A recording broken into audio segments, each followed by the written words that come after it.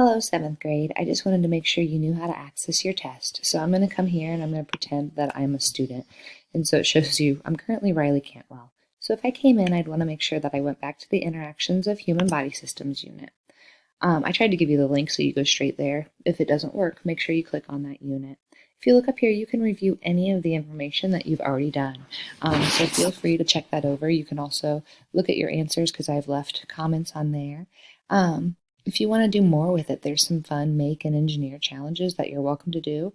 Most importantly, though, on the unit overview, if you wanted to review anything like common misconceptions or vocabulary or learn from a content expert, you can come here and you can utilize that information. So just know that that's here, and you're free to look at any of that before you take your test. If you viewed a lot of your peers' research, however, then I think you're right on the right track. So the next thing you're going to do is click on this red button that says Start Test. I'm not going to because, again, I'm in Riley Cantwell's view right now, but that's all you have to do. Click Start Test. When you're done and you've answered each of the short answer questions in complete sentence format, you can submit your test. There's only 3 short answer questions. The rest are multiple choice. Good luck. I know that you can do well.